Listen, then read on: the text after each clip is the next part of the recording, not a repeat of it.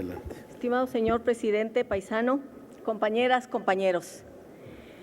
Esta propuesta, este punto de acuerdo me resulta y nos debe resultar muy relevante. ¿De qué debemos partir? Debemos partir de un concepto fundamental. Los niños migrantes, antes que migrantes, son niños, tienen derechos y hemos firmado convenciones internacionales poniendo en el centro que se deberán garantizar el respeto de la niñez. Yo subrayo y reitero, antes que migrantes son niños y tienen que tener garantizado su interés superior. Segundo, el fenómeno de la migración, este fenómeno de este éxodo tremendo que se ha vivido con niños migrantes no acompañados, es un fenómeno regional y por lo tanto efectivamente la visión, las decisiones, las acciones, las políticas públicas, las leyes que se aprueben tienen que tener una dimensión regional. Hay un fenómeno de movilidad humana, de tránsito, un éxodo, pero también hay que decir que de lo que se trata, y este es un debate a nivel internacional, el propio gobierno mexicano y Estados Unidos tendrán que entrar a este debate, tenemos que poner en el centro otro concepto. No se trata cuando hablamos de niñas, niños y adolescentes migrantes no acompañados de un asunto de seguridad nacional. En absoluto y de ninguna manera puede ser aceptable que sea ese el concepto que se utilice. El que se tiene que utilizar es el de seguridad humana. Ese es el que deben garantizar los países de la región ante este fenómeno donde están implícitos, deberían estar implícitos el respeto y la garantía a la protección de los derechos de niñas y de niños. Y se tiene que ir a las causas de fondo. ¿Por qué están emigrando? ¿Por qué hay este éxodo de niñas y niños? Es cierto que ha existido siempre, pero el número, la cantidad, el volumen de niñas, niños emigrando en los últimos 4 años ha rebasado absolutamente todo. No es igual lo que sucedía con niños migrantes hace 6, 8 años a lo que sucede en los últimos 4 años.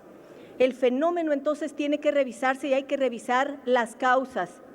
Y yo quiero subrayar algo que resulta también relevante y por eso la propuesta de una reunión de los gobernantes, de los jefes de Estado de Centroamérica, México y Estados Unidos resulta pertinente. Y quiero poner en el centro un tema que resulta muy doloroso, muy fuerte. La mayor parte de estos niños que están en este éxodo provienen de Honduras y Honduras se ha convertido en el país con más alto índice de homicidios en el planeta en los últimos 4 años. Pero paradójicamente hay que decirlo, resulta que la mayor parte de las armas que inundan nuestra región provienen de los Estados Unidos.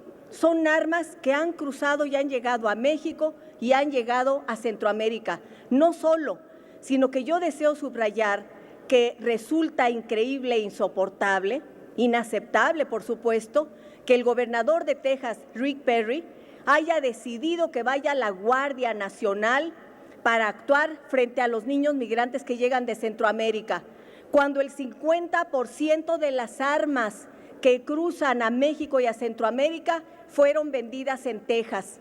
Si no quiere que lleguen los migrantes, tenemos que parar la violencia y controlar el tráfico de armas y la venta de armas. En esos 12,000 puntos de venta que hay en Estados Unidos, frontera con México, tendría que ser parte de los acuerdos. Es un asunto sustancial. El otro tiene que ver con pobreza. Esta es la región más desigual del planeta. Ya decía el obispo Solalinde, el padre Solalinde, decía haciendo el llamado al obispo de Honduras, le decía la pobreza es tremenda en Honduras, 5 familias dominan la riqueza de ese país y los demás viven en la pobreza. Pero no dejemos de hablar de México. En México tenemos al hombre más rico del planeta.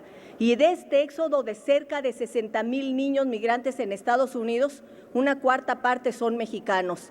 Hay que ir a las causas. Tiene que haber inversión productiva, tiene que haber empleo, tiene que haber educación, tiene que garantizarse que cese la violencia.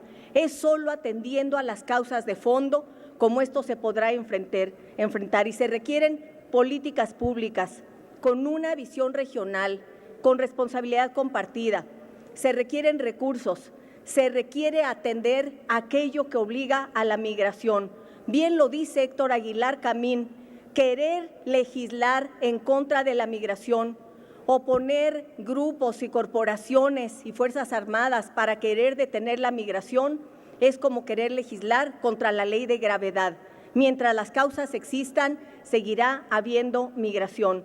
Y por eso me parece pertinente esta reunión, esta declaración que en realidad debe ser un compromiso conjunto de los gobernantes de la región. Por cierto, en la iniciativa preferente que ha enviado el presidente de la República sobre niñas, niños y adolescentes, incluye en una parte niños migrantes. Me parece interesante y hay que revisar la iniciativa, pero hay un punto en el cual yo estoy en desacuerdo. El interés superior de los niños migrantes no acompañados y adolescentes de ninguna manera lo puede determinar el Instituto Nacional de Migración. Ni siquiera en Estados Unidos está establecido así. En Estados Unidos, la Border Patrol y el ICE canalizan a los niños migrantes, termino, señor presidente, los canalizan a un procedimiento judicial en donde hay abogados y puede tardar incluso varios años la determinación de la situación de los niños. ¿Por qué? Y termino con esto. Porque frente a ellos la medida fundamental no puede ser la deportación.